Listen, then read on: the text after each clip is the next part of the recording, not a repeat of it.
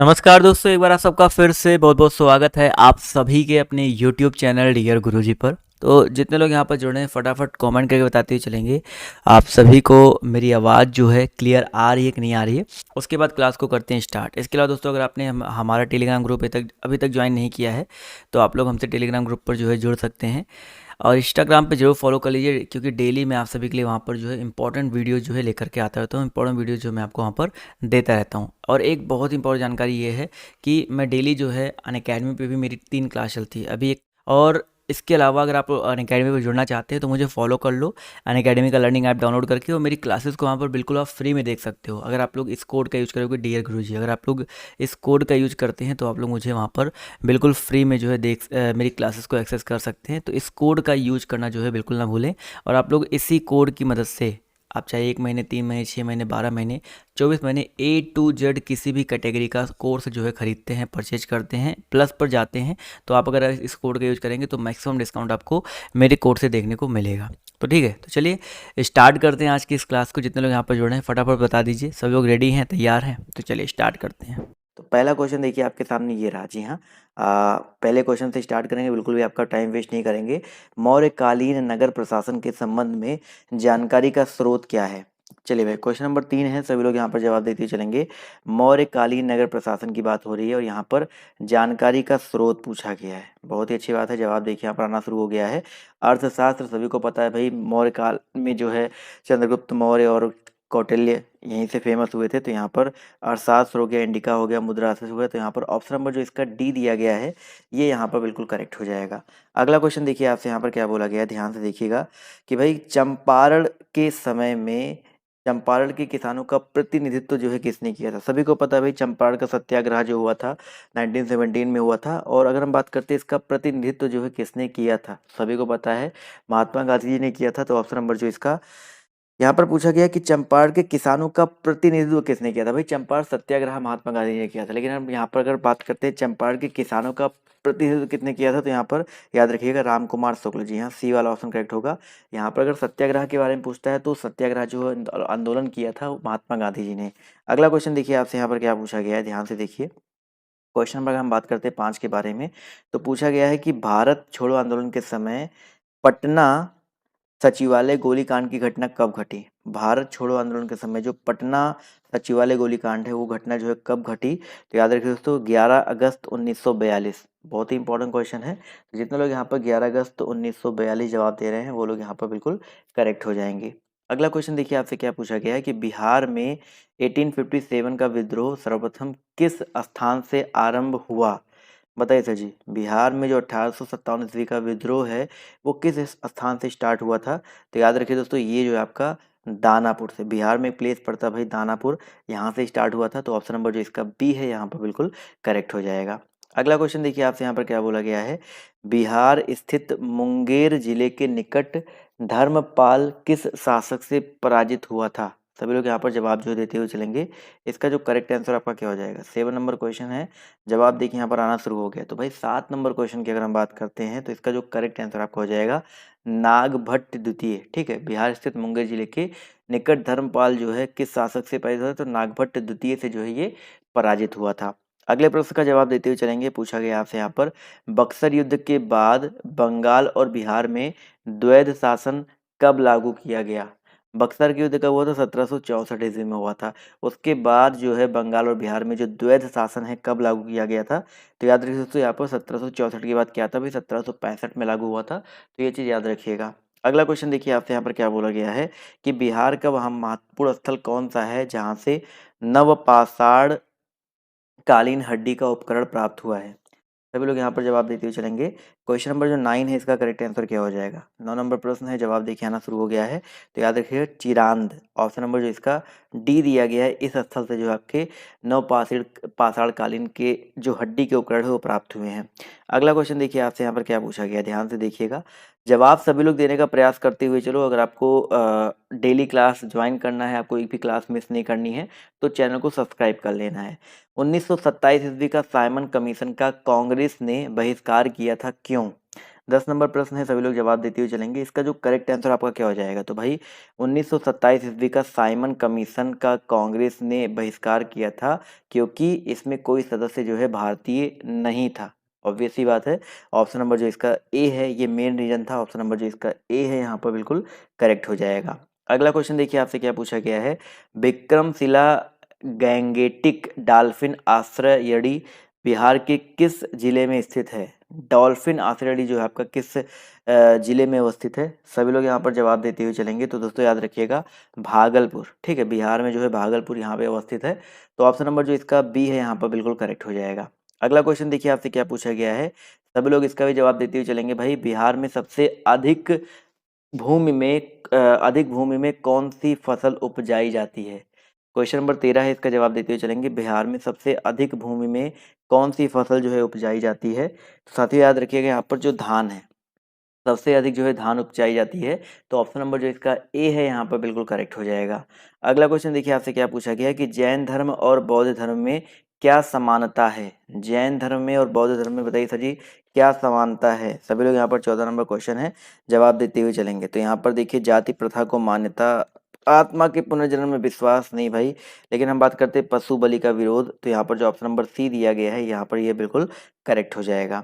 अगला क्वेश्चन पूछा गया है भाई, ध्यान से देखिए। सूफी संत मखदूम सरफुद्दीन मनेरी का संबंध जो है किस संप्रदाय से है। तो भाई सूफियों का जो संप्रदाय होता है ज़्यादातर क्या होता है, फटाफट यहाँ पर जवाब देते हुए चलेंगे। भाई चिश्ती दिया गया है, मदारी दिया गया है, सुहरावर्दी दिया गया और फिरदौसी दिया गया। तो याद रखिए दोस्तों मखदूम सरफुद्दीन मनेरी का जो संबंध है वो फिरदौसी संप्रदाय से है। तो यहाँ पर ऑप्शन नंबर जो इसका डी है यहाँ पर ये बिल्कुल करेक्ट हो जाएगा।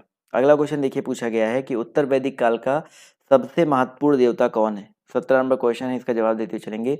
उत्तर वैदिक काल के सबसे महत्वपूर्ण देवता कौन है, रुद्र, प्रजापति, विष्णु या पूषण। तो भाई उत्तर वैदिक काल यहाँ पर पूछा गया है, ध्यान से जवाब देते हुए चलिएगा। तो प्रजापति, बिल्कुल सही बात है सर। जितने लोग प्रजापति जवाब दे रहे हैं ऑप्शन नंबर बी, वो लोग यहाँ पर बिल्कुल करेक्ट हो जाएंगे। अगला क्वेश्चन देखिए आपसे यहाँ पर क्या पूछा गया कि बौद्ध ग्रंथ अंगुत्तर निकाय से किसके बारे में जानकारी मिलती है। क्वेश्चन नंबर 18 है, इसका जवाब देते हुए चलेंगे। इसका जो करेक्ट आंसर आपका क्या हो जाएगा। तो भाई बौद्ध ग्रंथ अंगुत्तर निकाय से किसके बारे में जानकारी मिलती है। भाई महाजनपद, ठीक है भाई, महाजनपद के बारे में जो है जानकारी मिलती है। तो ऑप्शन नंबर जो इसका बी है वो यहाँ पर बिल्कुल करेक्ट हो जाएगा। अगला क्वेश्चन देखिए आपसे यहाँ पर क्या बोला गया है कि भाई 1837 ईस्वी में सर्वप्रथम किसने अशोक की लिपि को पढ़ा था। 19 नंबर क्वेश्चन है, बताइए 1837 ईस्वी में सबसे पहले किसने जो है अशोक की लिपि को पढ़ा था। तो जवाब देते हुए सभी लोग चलेंगे। तो याद रखिए दोस्तों जेम्स प्रिंसेप, ठीक है, जेम्स प्रिंसेप जो है इन्होंने अशोक की लिपि को 1837 ईस्वी में सबसे पहले पढ़ा था। तो ऑप्शन नंबर ए यहाँ पर बिल्कुल करेक्ट हो जाएगा। अगला क्वेश्चन देखिए आपसे क्या पूछा गया है कि सिकंदर के आक्रमण के समय मगध किस वंश का शासन था। मगध में जो है किस वंश का शासन था सिकंदर के आक्रमण के समय, पूछा गया है। जवाब सभी लोग देते हुए चलेंगे और जवाब देखिए यहाँ पर आना शुरू हो गया। तो 20 नंबर क्वेश्चन का जो करेक्ट आंसर आपका हो जाएगा नंद वंश का, ठीक है। सिकंदर के आक्रमण समय मगध में नंद वंश का शासन था। तो ऑप्शन नंबर जो इसका सी है यहाँ पर बिल्कुल करेक्ट हो जाएगा। अगला क्वेश्चन देखिए आपसे क्या पूछा गया कि अजंता की अप्सरा किस काल की उत्कृष्ट चित्रावली है। अजंता की अप्सरा किस काल की उत्कृष्ट चित्रावली है। तो साथियों याद रखिए इसका जो करेक्ट आंसर आपका क्या हो सकता है दोस्तों, आपका गुप्त काल, ठीक है भाई। अजंता की अप्सरा जो है गुप्त काल की उत्कृष्ट चित्रावली है। तो ऑप्शन नंबर जो इसका बी है यहाँ पर बिल्कुल करेक्ट हो जाएगा। अगला क्वेश्चन देखिए आपसे क्या पूछा गया है। कंबन की रामायण, बताइए सर जी। क्वेश्चन नंबर 22 है, कंबन की रामायण किस साहित्य का गौरव ग्रंथ है। 22 नंबर क्वेश्चन है, जवाब देते हुए चलेंगे सभी लोग। तो भाई कंबन की रामायण जो है ये तमिल ग्रंथ का, ठीक है, तमिल साहित्य का एक गौरव ग्रंथ है।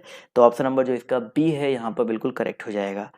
वीडियो को लाइक वाइक करते हुए चलो भाई, इतने सारे लोग जुड़े हुए हैं। 23 नंबर क्वेश्चन का जवाब देते हुए चलिए। सांकेतिक मुद्रा का प्रचलन किस शासक ने प्रारंभ किया था। सांकेतिक मुद्रा का जो प्रचलन है जो बताइए सर जी किस शासक ने स्टार्ट किया था। तो भैया याद रखिएगा मोहम्मद बिन तुगलक, ठीक है। जितने लोग यहाँ पर ऑप्शन नंबर डी जवाब दे रहे हैं मोहम्मद बिन तुगलक, वो लोग यहाँ पर बिल्कुल करेक्ट हो जाएंगे। अगला क्वेश्चन पूछा गया है कि किस मुगल शासक का काल हिंदी साहित्य का स्वर्ण काल माना जाता है। 24 नंबर क्वेश्चन है, किस मुगल शासक का जो काल है हिंदी साहित्य का स्वर्ण काल माना जाता है। तो दोस्तों याद रखिएगा अकबर, बहुत ही इंपॉर्टेंट क्वेश्चन है। अकबर का जो काल है वो हिंदी साहित्य का स्वर्ण काल माना जाता है। तो ऑप्शन नंबर जो इसका ए है यहाँ पर बिल्कुल करेक्ट हो जाएगा। अगला क्वेश्चन देखिए आपसे क्या पूछा गया है कि मुद्रा के अवमूल्यन, मैंने आपको बताया था ना डीवैल्यूएशन के फलस्वरूप क्या होता है। जब मुद्रा का डीवैल्यूएशन होता है, कल मैंने एकेडमिक क्लास कराई थी जो इकोनॉमी वाली, वहाँ पर ये क्वेश्चन सेम मिला हुआ था। तो यहाँ पर निर्यात व्यापार का प्रसार, आयात व्यापार का संकुचन और आयात स्थानापत्ति का प्रसार, यानी कि सारे के सारे होते हैं। तो ऑप्शन नंबर डी जितने लोग जवाब दे रहे हैं वो लोग यहाँ पर बिल्कुल करेक्ट हो जाएंगे। अगला क्वेश्चन देखिए आपसे क्या पूछा गया है कि नील आंदोलन की शुरुआत जो है सबसे पहले बंगाल के किस जिले में हुई थी। नील आंदोलन की शुरुआत जो है किस जिले में हुआ था, फटाफट जवाब देते हुए चलेंगे। तो याद रखिए दोस्तों, इसका जो करेक्ट आंसर आपका हो जाएगा नदिया। ठीक है भाई, नदिया जितने लोग जवाब दे रहे हैं ऑप्शन नंबर बी, वो लोग यहाँ पर बिल्कुल करेक्ट हो जाएंगे। चलिए आते हैं अगले क्वेश्चन की तरफ। तो आपसे यहाँ पर देखिए क्या पूछा गया है कि भाई साहब वे कौन से तत्व थे जिन्होंने भारतीय राष्ट्रवाद के उत्थान में सहायता की थी। वो कौन से तत्व थे जिन्होंने भारतीय राष्ट्रवाद के उत्थान में जो है सहायता की थी। चलिए क्वेश्चन एक मिनट अभी दिख रहा है ना सभी को। तो जवाब देखिए 27 का आना शुरू हो गया है। तो याद रखिए दोस्तों, यहाँ पर चारों ऑप्शन जो है, तीनों ऑप्शन जो है करेक्ट हो जाएंगे। बौद्धिक पुनर्जागरण, समाचार पत्र व प्रेस और आपका आर्थिक शोषण। अगला क्वेश्चन देखिए आपसे यहाँ पर क्या पूछा गया है कि किस वायसराय का काल शिष्टमंडलों, भूलों तथा आयोगों के नाम से जाना जाता है। बताइए सर जी, किस वायसराय का जो काल है शिष्टमंडल, भूल तथा आयोगों के नाम से, भूलों तथा आयोगों के नाम से जो है जाना जाता है। तो याद रखिए दोस्तों, इसका जो करेक्ट आंसर आपका क्या हो जाएगा, लॉर्ड कर्जन। बिल्कुल सही बात है सर, जितने लोग यहाँ पर ऑप्शन नंबर ए जवाब दे रहे हैं वो लोग यहाँ पर बिल्कुल करेक्ट हो जाएंगे। अगला क्वेश्चन देखिए आपसे क्या पूछा गया है कि किस साप्ताहिक पत्रिका ने यह विज्ञापन प्रकाशित किया कि आवश्यकता है वीर सिपाहियों की वेतन, मृत्यु, पुरस्कार, शहादत। वेतन क्या है भाई, मृत्यु है, पुरस्कार जो है शहादत है, पेंशन, स्वतंत्रता और युद्ध स्थल भारत। ये किस साप्ताहिक पत्रिका ने ये विज्ञापन प्रकाशित किया था। वेरी इंपॉर्टेंट क्वेश्चन है। तो याद रखिए दोस्तों, यहाँ पर जो करेक्ट आंसर आपका हो जाएगा गदर। ठीक है, ऑप्शन नंबर जो इसका गदर पत्रिका, ऑप्शन नंबर जो इसका ए है, यहाँ पर बिल्कुल करेक्ट हो जाएगा। अगला क्वेश्चन देखिए आपसे क्या कह रहा है कि 1943 ईस्वी में सुभाष चंद्र बोस के नेतृत्व में आजाद हिंद फौज का गठन जो है कहाँ पर किया गया। 30 नंबर प्रश्न है, आसान क्वेश्चन है, कई बार मैं आपको बता चुका हूँ। सुभाष चंद्र बोस जी के नेतृत्व में जो है आजाद हिंद फौज का गठन जो है आपका सिंगापुर में किया गया। ठीक है, तो सिंगापुर जितने लोग जवाब दे रहे हैं ऑप्शन नंबर सी, वो लोग यहाँ पर बिल्कुल करेक्ट हो जाएंगे। अगला क्वेश्चन देखिए आपसे क्या पूछा गया है कि भारत छोड़ो आंदोलन के समय किसने कांग्रेस रेडियो का प्रसारण किया। क्वेश्चन नंबर 31 है, इसका जवाब देते हुए चलेंगे भाई। भारत छोड़ो आंदोलन का जो है भारत छोड़ो आंदोलन के समय किसने जो है कांग्रेस रेडियो का जो है प्रसारण किया था। तो साथियों याद रखिएगा, इसका जो करेक्ट आंसर आपका क्या हो जाएगा, 31 नंबर क्वेश्चन का जो करेक्ट आंसर है आपका क्या हो सकता है। बिल्कुल सही बात है सर, यहाँ पर उषा मेहता। ठीक है, बहुत कम लोगों ने जवाब दिया है यहाँ पर, बट यहाँ पर याद रखिएगा उषा मेहता जो ऑप्शन नंबर बी दिया गया है यहाँ पर बिल्कुल करेक्ट हो जाएगा। अगला क्वेश्चन देखिए आपसे क्या पूछा गया। जी हाँ, बिल्कुल सही बात है। क्वेश्चन नंबर 32 का जवाब सभी लोग पहले इसका जवाब दो, उसके बाद भाई बात बात कर लेना। किस मुगल कालीन चित्रकार ने पशुओं, पक्षियों व फलों की का चित्र जो है उकेरा है। बताइए सर जी, किस मुगल कालीन चित्रकार ने। 32 नंबर क्वेश्चन है, जवाब देते हुए सभी लोग चलेंगे। तो याद रखिए दोस्तों, उस्ताद मंसूर। ऑप्शन नंबर जो इसका डी है यहाँ पर बिल्कुल करेक्ट हो जाएगा। अगला क्वेश्चन देखिए आपसे यहाँ पर क्या पूछा गया है कि सलीम अली पक्षी विज्ञान और प्राकृतिक इतिहास केंद्र कहाँ स्थित है। क्या पूछा गया भाई, सलीम अली पक्षी विज्ञान और प्राकृतिक इतिहास केंद्र जो है कहाँ पर अवस्थित है। तो साथियों याद रखिएगा 33 का जो करेक्ट आंसर आपका हो जाएगा कोयम्बटूर में। ठीक है भाई, कोयम्बटूर में अवस्थित है। तो ऑप्शन नंबर जो इसका ए है वो यहाँ पर बिल्कुल करेक्ट हो जाएगा। चलिए साथियों आते हैं अगले क्वेश्चन पर। तो आपसे यहाँ पर देखिए क्या पूछा गया है कि भाई world wild life for end fund and for nature, ये संस्था जो है किस विलुप्त प्राय प्राणी या किस विलुप्त प्राय को अपना प्रतीक चिन्ह माना है। बताइए सर जी। 34 नंबर क्वेश्चन है, जवाब यहाँ पर जो है देते हुए चलेंगे। इसका जो करेक्ट आंसर आपका क्या हो जाएगा, तो भाई पांडा को। ठीक है, इसका जो प्रतीक चिन्ह है, जो आपका सिग्नेचर है आपका क्या है, पांडा है। तो ऑप्शन नंबर जो इसका ए है यहाँ पर बिल्कुल करेक्ट हो जाएगा। अगला क्वेश्चन देखिए आपसे यहाँ पर क्या बोला गया है कि भाई साहब विभवांतर का एसआई मात्रक क्या होता है। क्वेश्चन नंबर 35 है, सभी लोग यहाँ पर जवाब जो है देते हुए चलेंगे। विभवांतर का एसआई मात्रक जो है आपका क्या होता है। 35, जवाब देखिए यहाँ पर आना शुरू हो गया है। तो याद रखिए दोस्तों, विभवांतर का ऐसा ही मात्रक वोल्ट होता है, बी बराबर आई आर, सभी को पता ही होगा। तो ऑप्शन नंबर जो इसका बी है यहाँ पर बिल्कुल करेक्ट हो जाएगा। अगला क्वेश्चन देखो आपसे यहाँ पर क्या पूछा गया है कि भाई साहब सोयाबीन में कौन सा प्रोटीन पाया जाता है। सोयाबीन को सब लोग कहते हैं ना भाई बहुत प्रोटीन है, तो बताइए सोयाबीन में किस प्रकार का प्रोटीन पाया जाता है। बहुत ही अच्छा प्रश्न है, जवाब देते हुए चलेंगे। तो ग्लिसरीन बहुत ही इंपॉर्टेंट, याद रखिएगा, ग्लिसरीन प्रोटीन जो है आपका सोयाबीन में पाया जाता है। तो ऑप्शन नंबर जो इसका डी दिया गया है यहाँ पर बिल्कुल करेक्ट हो जाएगा। अगला क्वेश्चन देखिए आपसे यहाँ पर क्या पूछा गया, ध्यान से देखिएगा कि भाई साहब किस रोग से पीड़ित रोगी को कार्बोहाइड्रेट की अधिक मात्रा लेने को मना किया जाता है। चलिए, क्वेश्चन नंबर 37 है, यहाँ पर सभी लोग जवाब देते हुए चलेंगे भाई। तो यहाँ पर जिसको शुगर हुआ रहता है, ठीक है, शुगर जिसको होता है भाई, उसको कार्बोहाइड्रेट की अधिक मात्रा लेने से मना किया जाता है। तो ऑप्शन नंबर जो इसका सी है यहाँ पर करेक्ट हो जाएगा। अगला क्वेश्चन देखिए आपसे क्या पूछा गया है कि भाई क्यूप्राइट किस धातु का अयस्क है। देख सकते हैं सब कुछ आपको साथ में लेके हुए चल रहा हूँ, इतिहास है, भूगोल है, अर्थशास्त्र है, आपका साइंस से भी क्वेश्चन आते हैं वो भी है, कंप्यूटर से भी आते हैं वो भी मिलेंगे, इसका टेंशन मत लीजिए आप लोग। तो भाई यहाँ पर क्यूप्राइट जो है तांबा का अयस्क होता है। तो ऑप्शन नंबर जो इसका डी दिया गया है यहाँ पर बिल्कुल करेक्ट हो जाएगा।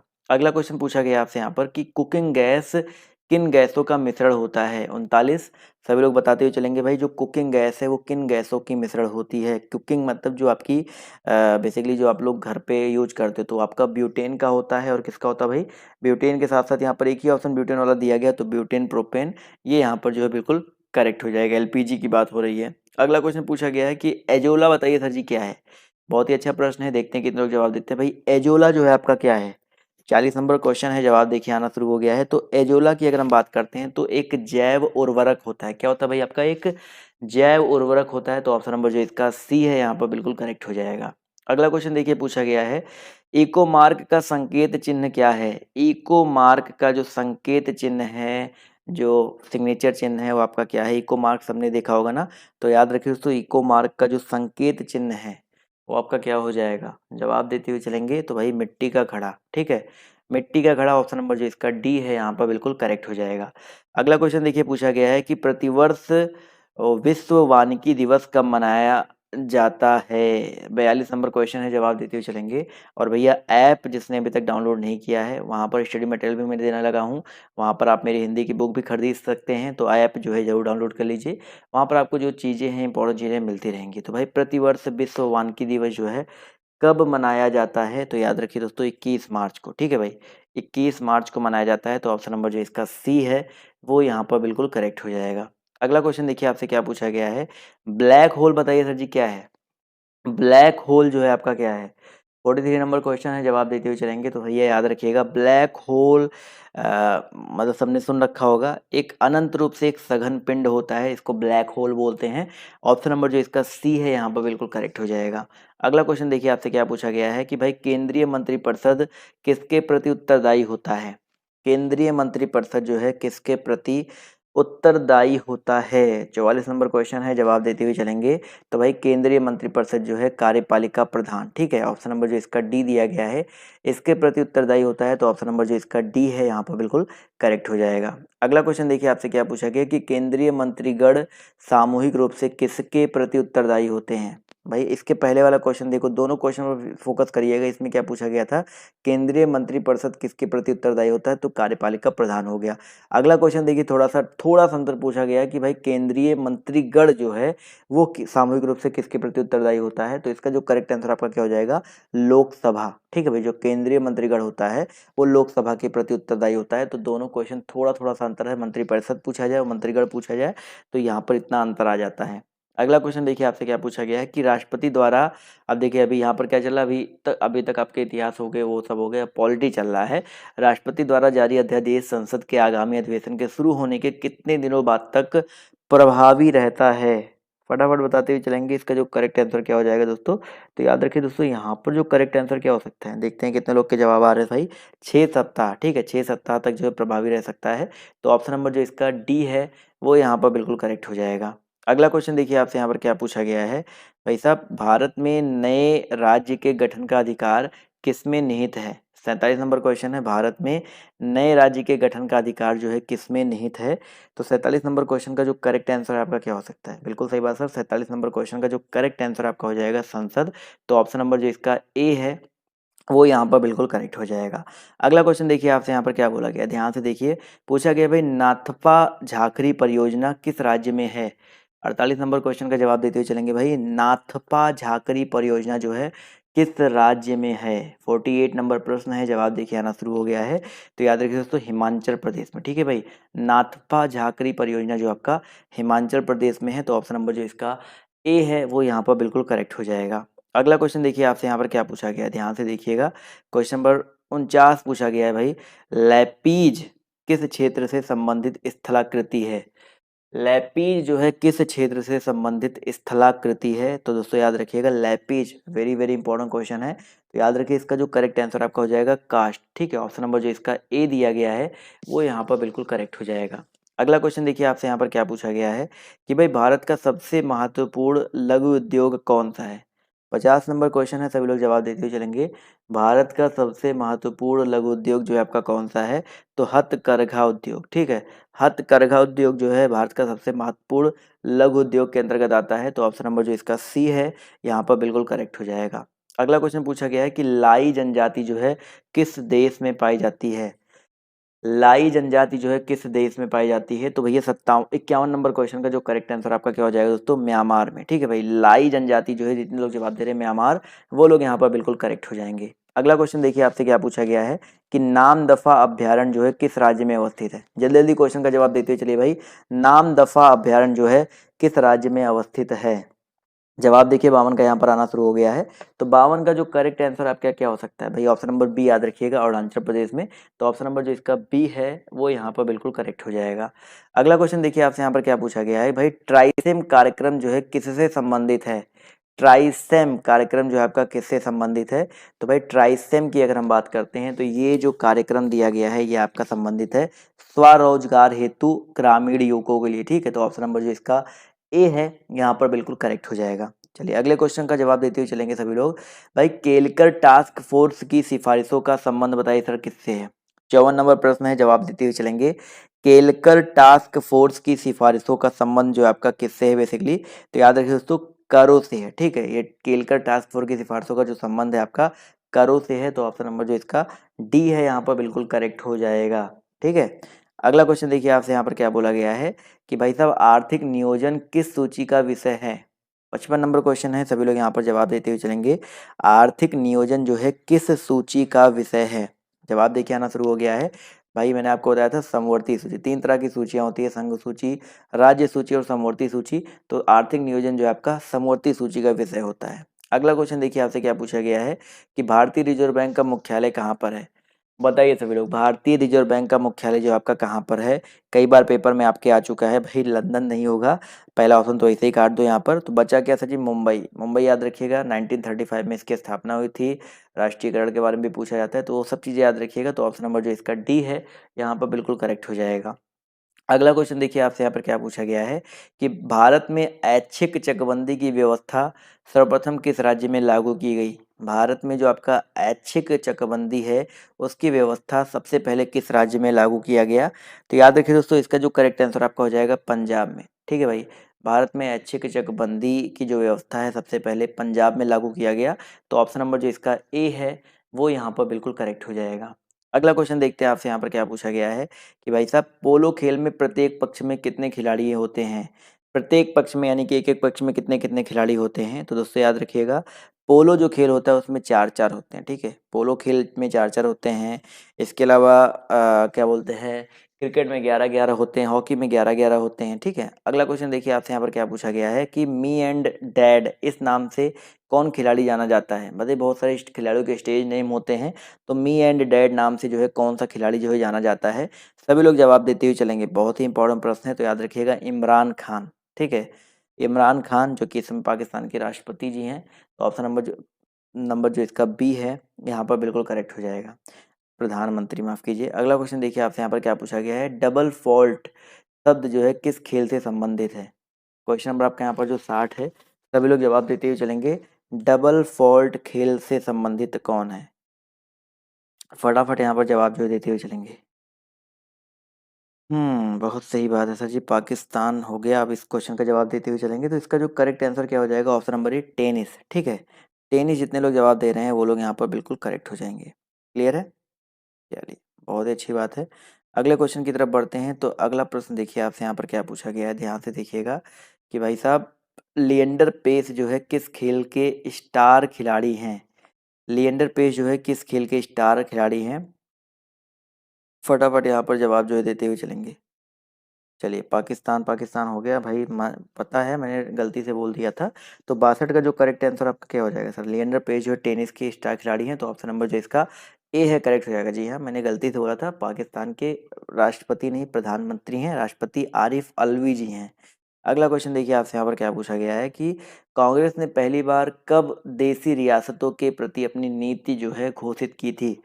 63 नंबर क्वेश्चन है, इसका जवाब जो है देते हुए चलेंगे। इसका जो करेक्ट आंसर आपका क्या हो जाएगा?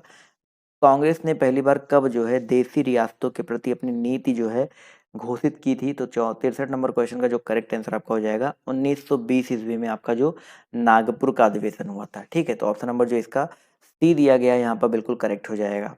अगला क्वेश्चन देखिए आपसे क्या पूछा गया, कहाँ गया भाई, एक क्वेश्चन छूट गया। पूछा गया कि भारत के निम्नलिखित राष्ट्रपतियों में से कौन कुछ समय के लिए गुट निरपेक्ष आंदोलन का महासचिव भी रहा है? 64 नंबर प्रश्न है, सभी लोग जवाब देते हुए चलेंगे। तो साथियों यहाँ पर जो करेक्ट आंसर क्या हो जाएगा, क्या पूछा गया है कि गुट निरपेक्ष आंदोलन का महासचिव भी रहा है? तो वराहगिरी वेंकटगिरी। ठीक है, बहुत ही इंपॉर्टेंट क्वेश्चन है। ऑप्शन नंबर बी जितने लोग जवाब दे रहे हैं वो लोग यहाँ पर बिल्कुल करेक्ट हो जाएंगे। चलिए साथियों, आते हैं अगले क्वेश्चन की तरफ। तो अगला प्रश्न देखिए आपसे यहाँ पर क्या बोला गया है। 64 के बाद 65 की बात करते हैं।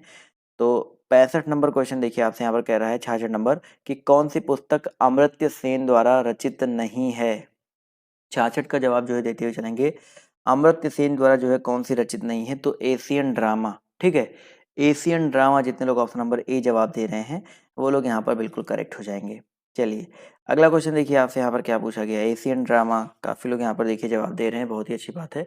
अच्छा भाई, अगर एशियन ड्रामा की अगर हम बात करते हैं तो अब यहाँ पर क्वेश्चन ये भी बन सकता है कि एशियन ड्रामा जो है इसके लेखक कौन है? ये भी क्वेश्चन बन सकता है ना। यहाँ पर अमर्त्य सेन ने यहाँ पर पॉवर्टी एंड फेमिन्स लिखा है, चॉइस ऑफ टेक्सट लिखा है, ये सारी लिखे है। तो अगर एशियन ड्रामा की बात करते हैं तो गुनर मिड्राल नाम था। यहाँ पर मैं लिख देता हूँ स्पेलिंग, GUNN, एक मिनट रुक जाइए भाई साहब, एन है, ठीक है।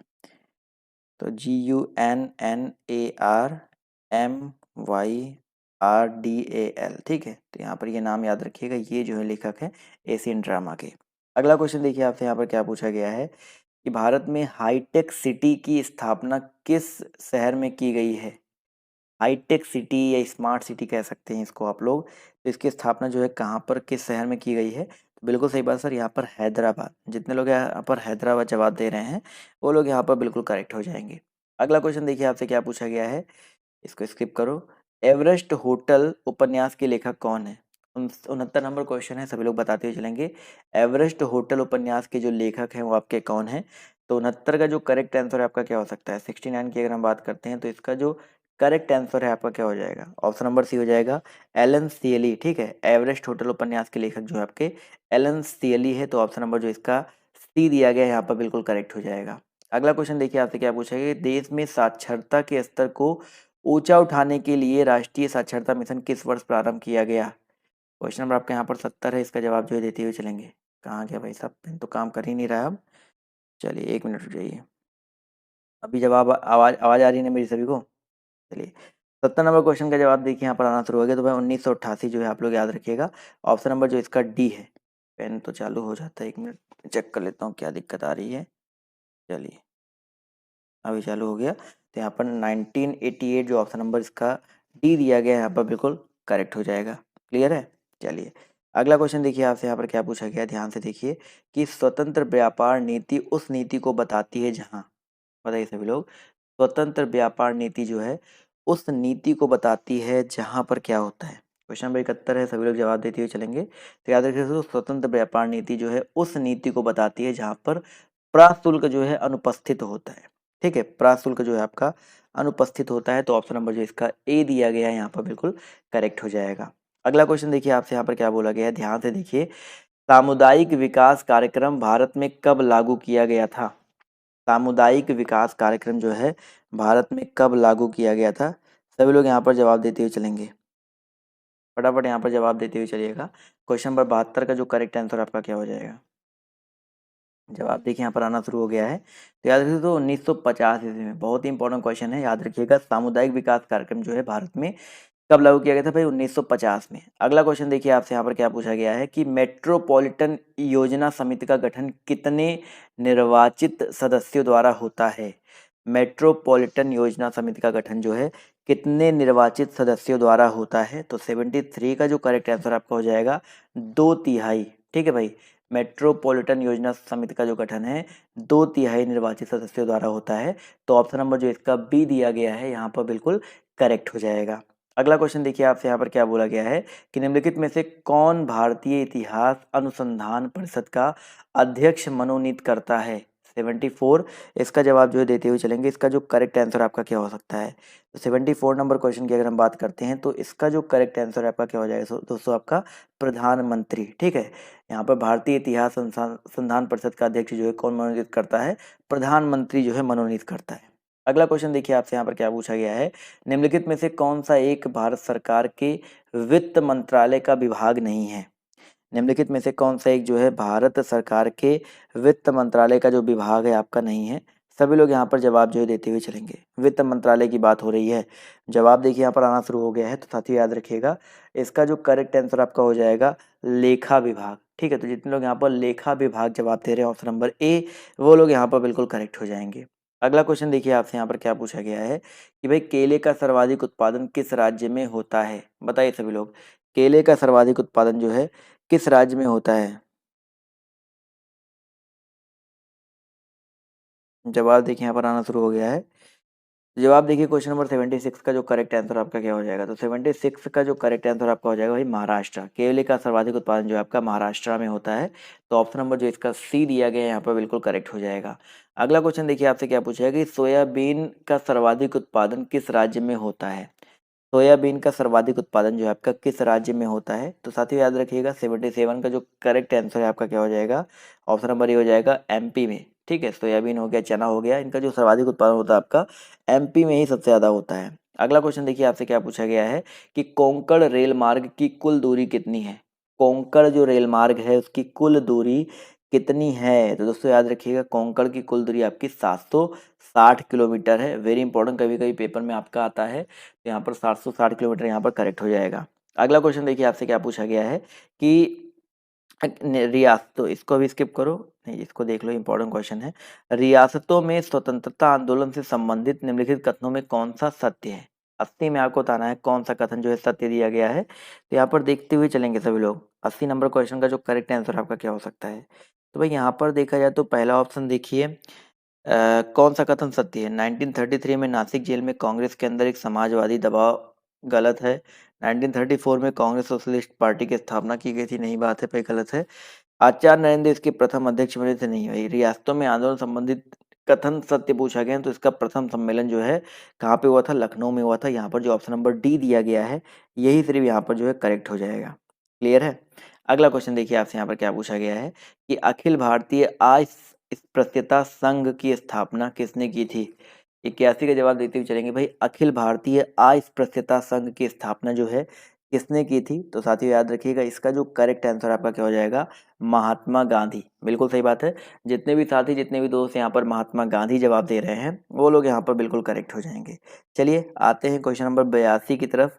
तो 82 नंबर प्रश्न देखिए आपसे यहाँ पर क्या बोला गया, ध्यान से देखिए। पूछा गया है कि भाई खालसा हेरिटेज मेमोरियल कॉम्प्लेक्स की स्थापना कहाँ की गई? क्वेश्चन नंबर देखिए 82 बोला गया है खालसा, एक मिनट रुक जाइए भाई साहब, भाई अभी दिख रहा है ना, खालसा हेरिटेज मेमोरियल कॉम्प्लेक्स की स्थापना जो है कहाँ पे की गई थी? तो साथियों याद रखिएगा 82 का जो करेक्ट आंसर आपका हो जाएगा आनंदपुर साहिब। ठीक है, आनंदपुर साहिब में की गई थी। तो ऑप्शन नंबर जितने लोग ए जवाब दे रहे हैं वो लोग यहाँ पर बिल्कुल करेक्ट हो जाएंगे। चलिए आते हैं अगले क्वेश्चन की तरफ। अगला प्रश्न देखिए आपसे यहाँ पर क्या बोला गया, ध्यान से देखिएगा। क्वेश्चन नंबर 83 की बात करते हैं। तो आनंदपुर साहिब फाउंडेशन द्वारा तैयार संगमरमर का खालसा, सेम क्वेश्चन फिर से पूछा गया है, थोड़ा सा यहाँ पर अलग है कि इसका डिजाइन जो है किसने तैयार किया था? बताइए सची, इसका जो डिजाइन है आपका किसने तैयार किया था? तो 83 नंबर क्वेश्चन का जो करेक्ट आंसर आपका क्या हो जाएगा? चलिए भैया, क्वेश्चन नंबर 83 है, जवाब देखिए यहाँ पर आना शुरू हो गया है। तो 83 का जो करेक्ट आंसर आपका हो जाएगा मोशे शैफदी। ऑप्शन नंबर जो इसका बी है यहाँ पर बिल्कुल करेक्ट हो जाएगा। अगला क्वेश्चन देखिए आपसे यहाँ पर क्या बोला गया है, ध्यान से देखिएगा कि परमाणु ऊर्जा विभाग निम्नलिखित में से किसके प्रशासन के अधीन है।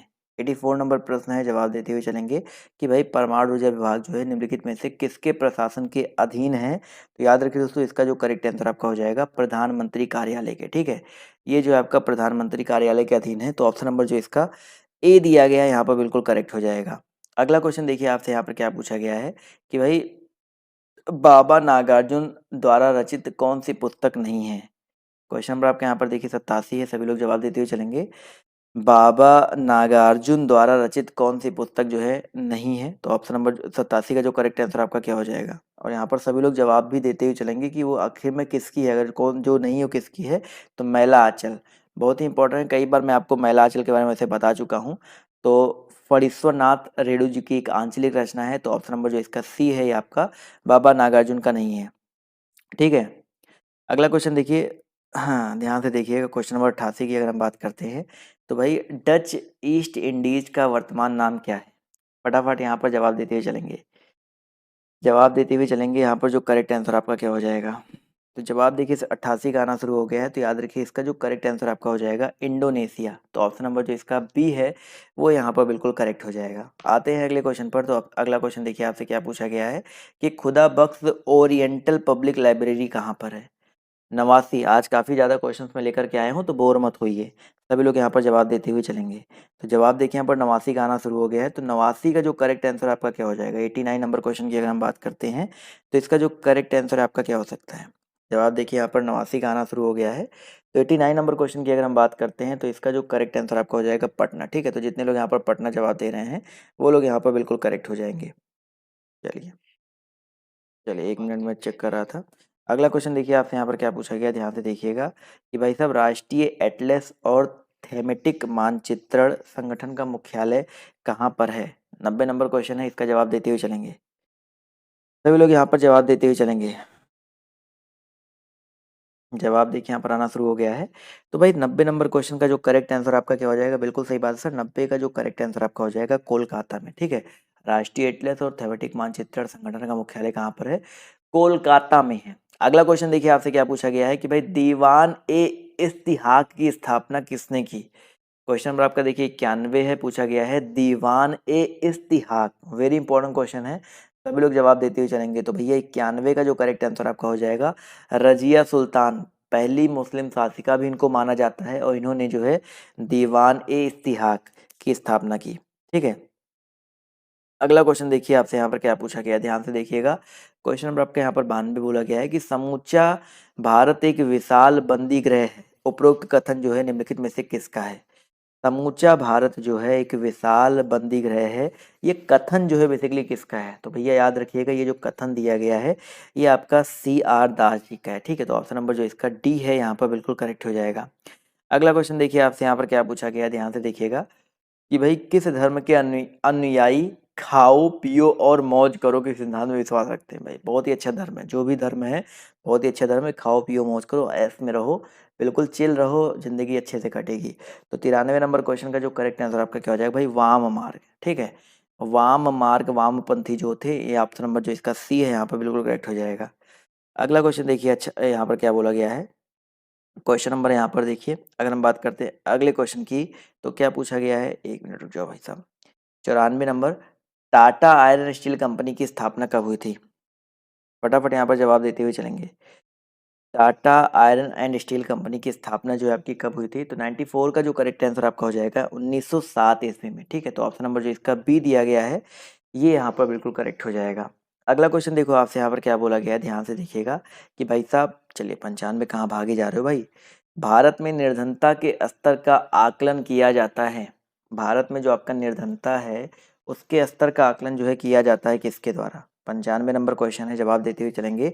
तो परिवार के उपभोग व्यय के आधार पर। ठीक है, भारत में निर्धनता स्तर का जो आकलन है किसके आधार किया जाता है, परिवार के उपभोग व्यय के आधार पर। तो ऑप्शन नंबर जो इसका बी है यहाँ पर बिल्कुल करेक्ट हो जाएगा। अगला क्वेश्चन देखिए आपसे यहाँ पर क्या पूछा गया, ध्यान से देखिएगा कि भाई बंगाल के रिसरा नामक स्थान पर भारत की पहली आधुनिक पटसन मिल कब स्थापित हुई। 96 नंबर क्वेश्चन है, सभी लोग जवाब देते हुए चलेंगे। इसका जो करेक्ट आंसर आपका क्या हो जाएगा? 96 जवाब देखिए यहाँ पर आना शुरू हो गया है। तो 96 का जो करेक्ट आंसर आपका हो जाएगा दोस्तों 1855 ईस्वी में, ठीक है। बंगाल का जो रिसरा नामक स्थान है, वहाँ पर भारत की पहली आधुनिक पटसन मिल जो है 1855 ईस्वी में जो है स्थापित हुई थी। तो ऑप्शन नंबर जो इसका बी है यहाँ पर बिल्कुल करेक्ट हो जाएगा। अगला क्वेश्चन देखिए आपसे यहाँ पर क्या बोला गया है, ध्यान से देखिएगा कि नाइट्रोजन यौगीकरण करने वाले जीवाणु हैं। नाइट्रोजन यौगीकरण करने वाला जीवाणु कौन सा है? 98 नंबर प्रश्न है, जवाब देते हुए चलेंगे। तो याद रखिए दोस्तों, यहाँ पर जो करेक्ट आंसर आपका हो जाएगा एजिटोबैक्टर, ठीक है। तो यहाँ पर जितने लोग जवाब दे रहे हैं ऑप्शन नंबर डी, वो लोग यहाँ पर बिल्कुल करेक्ट हो जाएंगे। चलिए भाई, अगला क्वेश्चन देखिए आपसे यहाँ पर क्या बोला गया है, ध्यान से देखिएगा कि भाई इलाहाबाद विश्वविद्यालय की स्थापना कब हुई? कई बार मैं आपको बता चुका हूँ, इलाहाबाद विश्वविद्यालय सबसे पुराना विश्वविद्यालय माना जाता है और इसकी स्थापना जो है 1887 ईस्वी में हुई थी, ठीक है। तो जितने लोग यहाँ पर ऑप्शन नंबर बी जवाब दे रहे हैं, वो लोग यहाँ पर बिल्कुल करेक्ट हो जाएंगे। अगला क्वेश्चन देखिए आपसे यहाँ पर क्या पूछा गया है कि अंतर्राष्ट्रीय संस्था फिडे किस खेल से संबंधित है? सभी लोग इस प्रश्न का तो जवाब देंगे ही देंगे। उसके बाद आपको पता है ना, टेलीग्राम पर जाना है आप सभी को। टेलीग्राम पर पीडीएफ मिल जाएगा, आप मेरा ऐप डाउनलोड कर लीजिए। ऐप पर जो है हिंदी की बुक जो है देखने को मिल जाएगी। ऐप पर भी मैंने आपको स्टडी मटेरियल दे रखे हैं, तो वहाँ पे ऐप से जो है देख सकते हैं। तो फिडे जो है किस खेल से संबंधित है? तो 100 नंबर प्रश्न का जो करेक्ट आंसर आपका हो जाएगा दोस्तों शतरंज, बहुत ही इंपॉर्टेंट है। शतरंज से संबंधित है, तो ऑप्शन नंबर जो इसका ए है यहाँ पर बिल्कुल करेक्ट हो